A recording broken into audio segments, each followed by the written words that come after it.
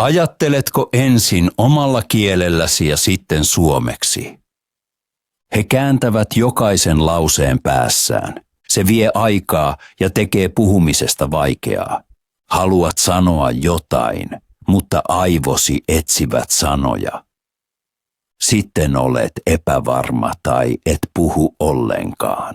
Kun ajattelet suoraan suomeksi, kaikki helpottuu. Puhut nopeammin ja sujuvammin. Pääsi on vapaa, sinun ei tarvitse enää kääntää. Sanat tulevat automaattisesti. Mutta miten voit oppia tämän?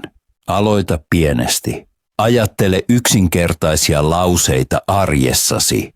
Esimerkiksi juon kahvia. Kahvi on kuumaa. Menen töihin.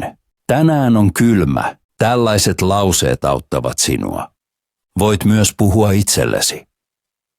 Kun kokkaat sano, leikkaan vihanneksia, keitän keittoa, syön.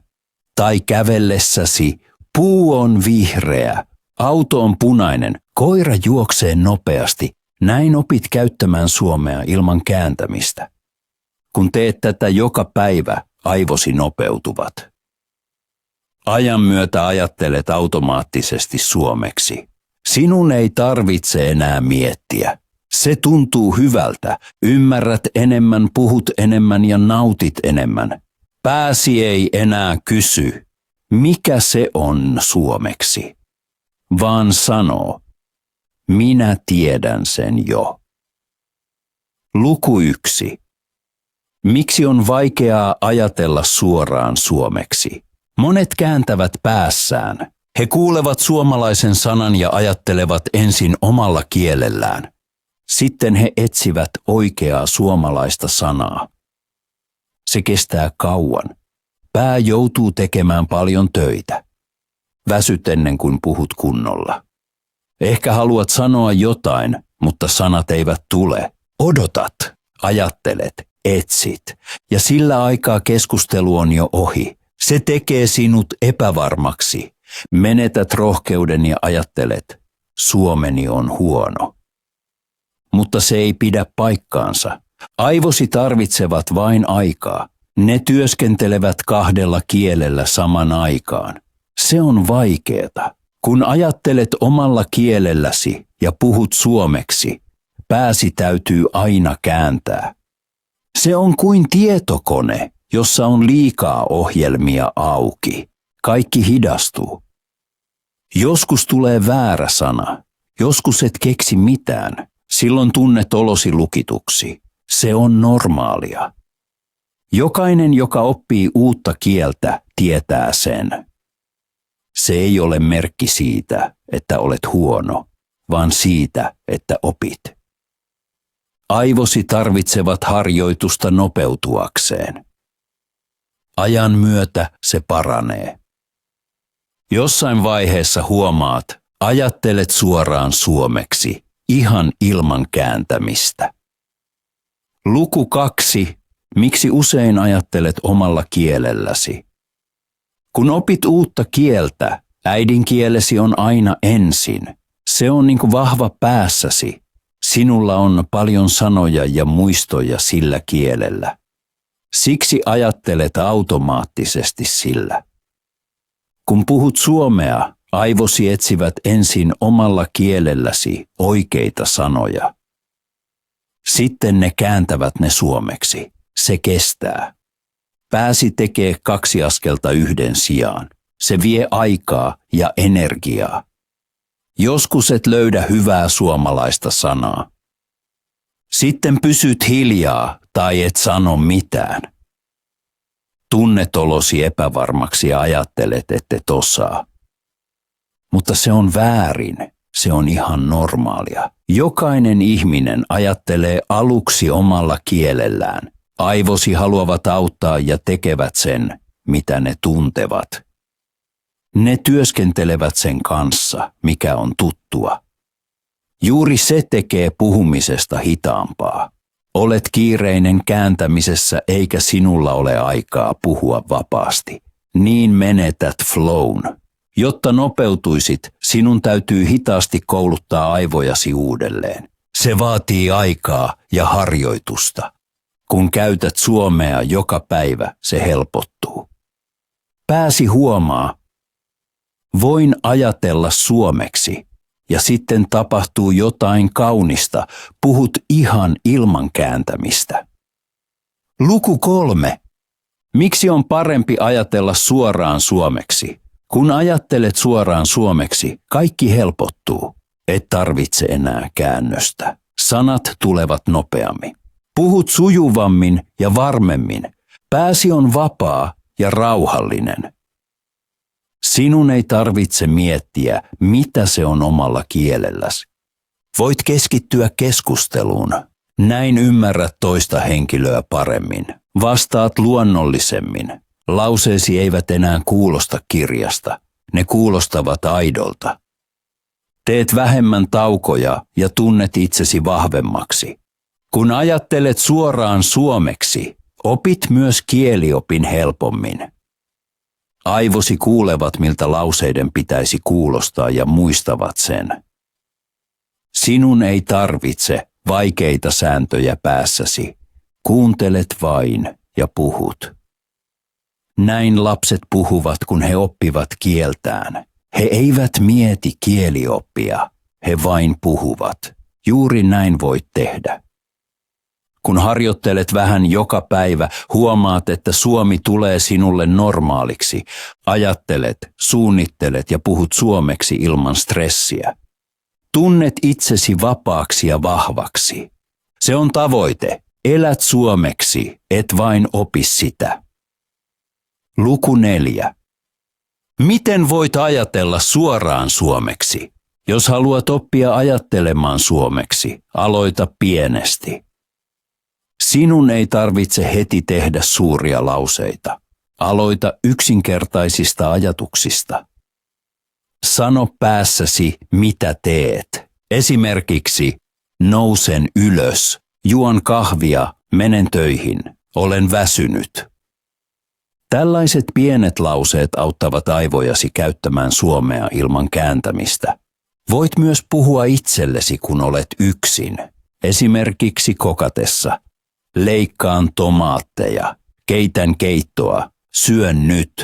Tai kävellessäsi, taivas on sininen, koira juoksee nopeasti, aurinko paistaa. Näin käytät suomea arjessasi. Pääsi huomaa, tarvitsen suomea. Ajan myötä se on normaalia. Voit myös kirjoittaa pieniä lappuja suomeksi ja liimata ne kotona. Esimerkiksi pöydälle, peiliin tai jääkaappiin. Sitten näet sanat joka päivä. Voit myös ajatella ääneen, se auttaa vielä enemmän. Kun teet tätä säännöllisesti, huomaat nopeasti eron. Ajattelet vähemmän omalla kielelläsi ja enemmän suomeksi. Sanat tulevat nopeammin. Teet vähemmän taukoja, suomen kielesi tulee luonnollisemmaksi. Ja jossain vaiheessa ajattelet ihan automaattisesti suomeksi. Luku 5. Miten voit ajatella suomeksi arjessa? Voit joka päivä käyttää monta pientä hetkeä ajatella suomeksi. Ajattele herätessäsi. Tänään on kaunis päivä. Olen väsynyt. Tarvitsen kahvia. Kun pukeudut, sano itsellesi. Laitan housut jalkaan. Otan takin. Kun käyt kaupalla, voit ajatella. Tarvitsen maitoa. Ostin leipää. Missä on juusto? Kun olet ulkona, katso ympärillesi ja kuvaile, mitä näet. Aurinko paistaa. Taivas on sininen. Auto on punainen. Mies lukee sanomalehteä. Näin harjoitat suomeasi ilman ylimääräistä aikaa. Myös musiikki tai videot auttavat. Kuuntele ja ajattele suomeksi mukana. Kysy itseltäsi kysymyksiä. Mitä he tekevät? Missä he ovat? Miltä heistä tuntuu? Voit myös asettaa puhelimesi suomeksi. Silloin näet joka päivä uusia sanoja. Kirjoita pieniä muistiinpanoja tai tehtävälistoja suomeksi. Ajattele suunnitellessasi suomeksi. Tänään kokkaan. Tapaan ystäviäni. Minun täytyy opiskella. Näin suomi tulee osaksi elämääsi. Mitä enemmän käytät sitä luonnollisemmaksi se tulee. Huomaat, ettet enää käännä, ajattelet vain, pääsi ymmärtää. Suomi on minulle normaalia, ja tämä on se hetki, jolloin todella elät suomeksi. Luku 6. Vinkkejä kuinka ajatella nopeammin suomeksi. Jos haluat harjoittaa aivojasi ajattelemaan suomeksi, on paljon pieniä temppuja. Ensinnäkin, kuuntele joka päivä suomea. Kuuntele musiikkia, podcasteja tai lyhyitä videoita. Näin kuulet, miten ihmiset oikeasti puhuvat.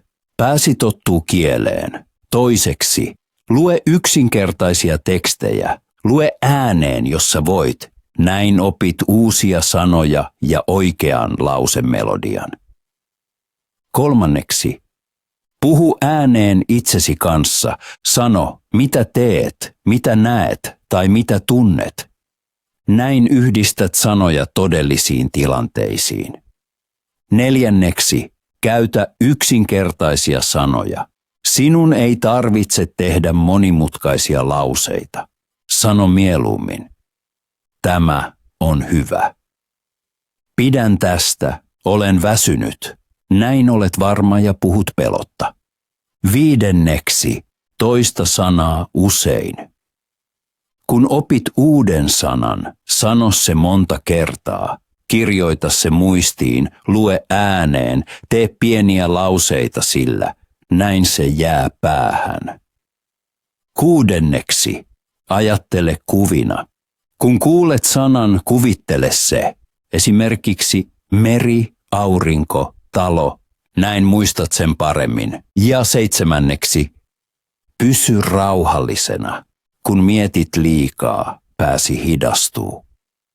Hengitä syvään ja vain puhu. Näillä pienillä askelilla harjoitat aivojasi joka päivä.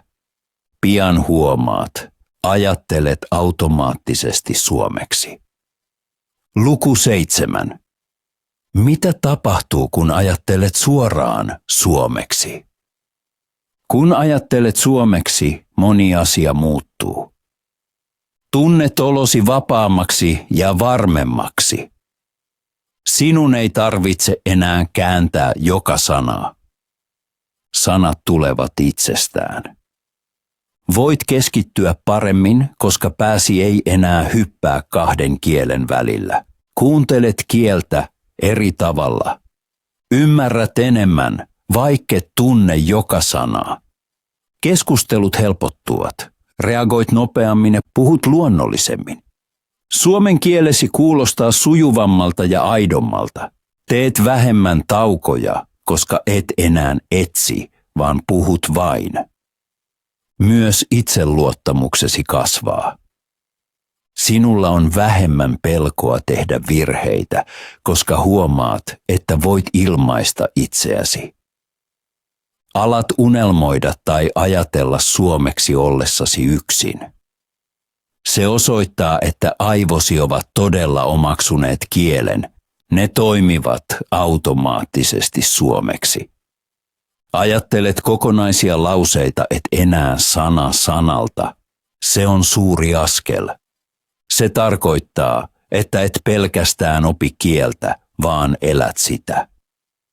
Kun saavutat tämän pisteen, tunnet olosi erilaiseksi.